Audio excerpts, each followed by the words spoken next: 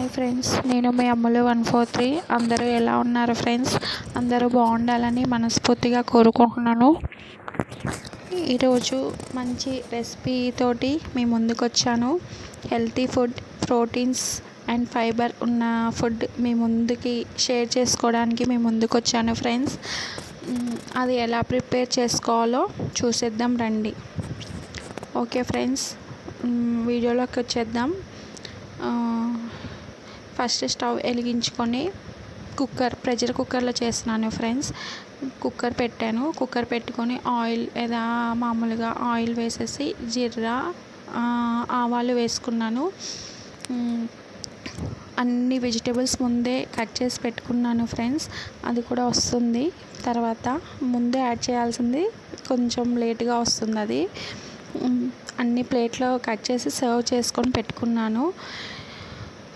First onions, పచ్చిమిర్చి, సన్నగా chop చేసుకున్న అల్లం కూడా వేసేసుకున్నాను.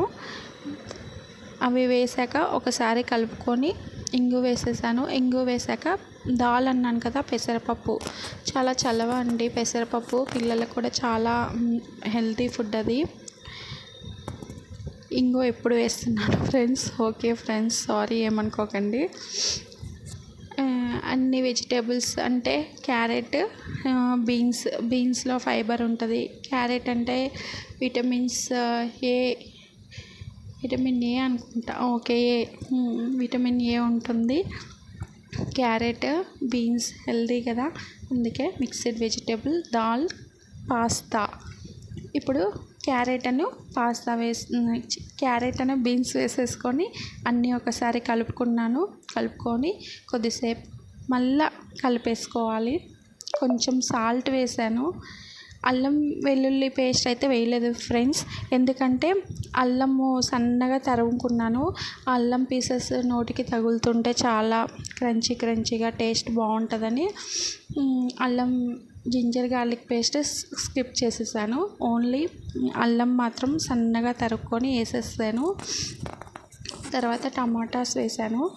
కొన్ని ఇందులో చూపించలేదు కానీ ఫ్రెండ్స్, నేను ఏం వేసాను ఇప్పుడు వస్తుంది చూడండి ఫ్రెండ్స్. బీన్స్, టమాటా, అల్లం సన్నగా చాప్ చేసి పెట్టుకున్నాను. ఆనియన్స్, పచ్చిమిర్చి, టమాటో అన్నీ ప్లేట్లో అది ఫస్ట్ యాడ్ చేయాలి ఫ్రెండ్స్. కాకపోతే ఈ ప్రాసెస్లో పడి అది లేట్ వచ్చేసింది. అన్నీ మిక్స్ చేసేసుకొని కొత్తిమీర పేస్ట్ వేసాను. అది చూపించలేదు ఫ్రెండ్స్. సాల్ట్ వేసాను. ఇప్పుడు సాల్ట్ వేసుకొని మళ్ళీ కొద్దిసేపు అలా మగ్గాక కొంచెం కారం వేసాను. కారం వేసాక తర్వాత పాస్తా ఒక 2 కప్స్, రైస్ కప్ ఉంటుంది కదా friends, rice cooker cup, 2 cups pasta తీసేసుకున్నాను. 2 కప్స్ పాస్తా తీసుకొని అందులో వేసేసాక 1 కప్పు పాస్తాకి 1.5 వాటర్ పోయాలి. అయితే నాకు మెజర్మెంట్స్ దీంతో కాకుండా వేరే చిన్న లోటా ఉంటుంది ఆ కప్కి మెజర్మెంట్. దాంతో నేను 2 లోటాస్ వాటర్ పోసాను. అదంతా ఒకసారి మొత్తం కలుపుకొని, అది గ్రేవీ అంతా పాస్తా కూడా పట్టాలి కాబట్టి మొత్తం కలుపుకొని తర్వాత ఆ లోటా చూసారు కదా ఫ్రెండ్స్ వాటర్ పోసేది, దాంతో 2 పోసాను.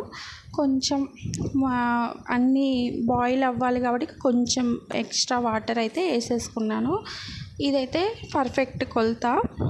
ఆ కప్పుకి ఒక కప్పు వాటర్ ఎక్స్ట్రా 1/2 కప్పున్నర వాటర్ తీసుకోవాలి. అలా 3 కప్స్ వాటర్ తీసేసుకోవాలి. ఇప్పుడు మిరియాల పౌడర్ యాడ్ చేశాను, అంటే కొంచెం ఘాటుగా.